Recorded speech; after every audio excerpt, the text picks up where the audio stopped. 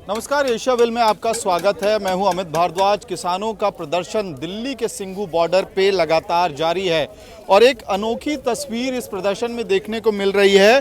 वो है प्रधानमंत्री नरेंद्र मोदी का पुतला, जो इस टावर पे, मोबाइल टावर पे किसानों ने टांग दिया है।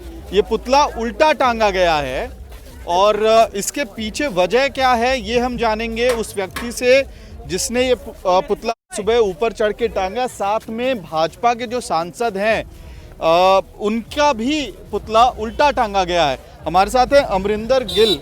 आपने ये पुतला टांगा है टावर पे चढ़ के? हाँ जी सर। तो ये उल्टा टांगने के पीछे क्या कारण है? ये सुबह भी बात हो रही थी कि उल्टा टांगने के पीछे कारण क्या है, तो मैंने उनको बताया कि जो पंजाबी होते हैं ना, जब अपनी आई पे आते हैं तो उल्टा टांगते हैं। तो ऐसे पता चलता है कि हमें कितना दुख हो रहा है यहाँ पर अपने बुजुर्गों को देख के, इतनी ठंड में जो संघर्ष कर रहे हैं, तो वो रोष प्रकट किया है। तो उल्टा टांगने की वजह क्या है वैसे? वैसे ही बस बात है, कोई पंजाबी जब अपनी आई पे आते हैं तो उल्टा टांगते हैं बंदे को। देते हैं।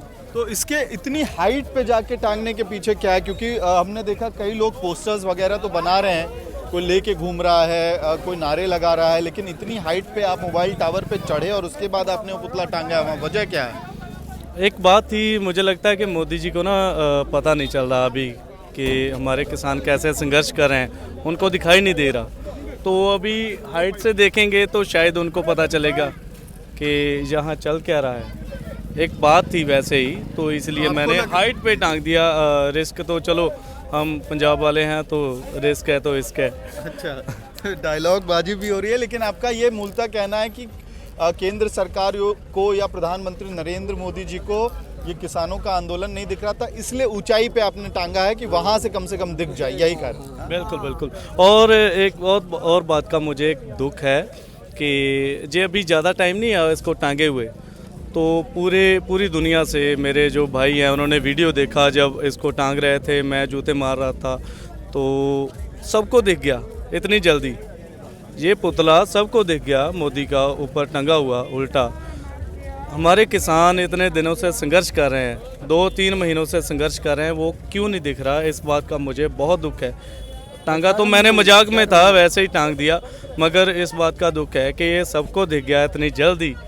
मगर हमारे लाखों की संख्या में ये किसान हैं, हमारे बुजुर्ग हैं यहाँ पे, आधे तो शहीद हो गए, पंजाब में हो गए, 1-2 यहाँ पे हो गए, वो किसी को दिखाई नहीं दिए। इस बात का मुझे बहुत दुख है। जी, एक और सवाल है आपसे।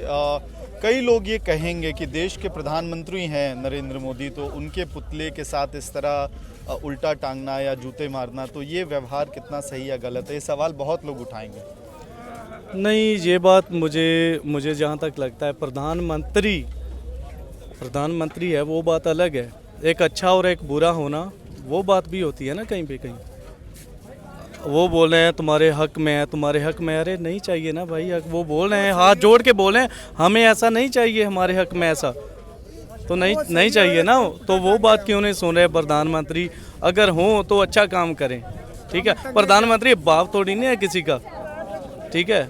हम तो अपने माँ बाप की सुनते हैं, तो वो बाप नहीं है किसी का। प्रधानमंत्री होगा अपने घर में होगा, अगर कुछ अच्छा करता है तो हर एक की रिस्पेक्ट है, हाँ इज्जत करता है। जो यहाँ पे सपोर्ट कर रहे हैं उनकी इज्जत करते हैं हम, तो ऐसे जान लेंगे तो इज्जत नहीं मिलेगी ना। तो आपको लग रहा है कि केंद्र सरकार जान लेने की कोशिश कर रही है? हाँ, जान लेने की कोशिश कर रही है। यहाँ पर जितने भी हमारे बुजुर्ग संघर्ष में आए हैं, ये जो कानून लागू, हाँ ये जो कानून लागू हुए हैं यहाँ पे, ये बोल रहे हैं कि इन कानून से हम घर पे बैठे भी मर जाएंगे, 1-2-3 साल बाद ये मार डालेंगे ऐसे ही। तो ये वहाँ पे मरने की बजाय यहाँ पे अपनी जान देना बेटर समझेंगे प्रदर्शन के दौरान। तो ये थे अमरिंदर गिल, जिन्होंने आज सुबह जो प्रधानमंत्री नरेंद्र मोदी का पुतला है वो ऊपर टावर पे चढ़ के टांगा है। काफ़ी रिस्की काम था, तो अलग अलग तरीके से लोग अपना रोष दिखा रहे हैं, जता रहे हैं। और किसानों का आंदोलन जो सबसे मुख्य बात है, वो जैसे जैसे दिन बढ़ रहे हैं, आगे प्रदर्शन के दिन बढ़ रहे हैं, ये आंदोलन मजबूत ही होता हुआ दिख रहा है। कमज़ोर आमतौर पे होता है जैसे आंदोलन लंबा खिंचता है, लेकिन यहाँ एक अनोखी बात है कि आंदोलन जैसे जैसे दिन बढ़ रहे हैं वो मजबूत होता जा रहा है। देखने वाली बात होगी क्या केंद्र सरकार इस आंदोलन की जो मांगे हैं उसको मानती है या नहीं। देखते रहिए ईशा वैली।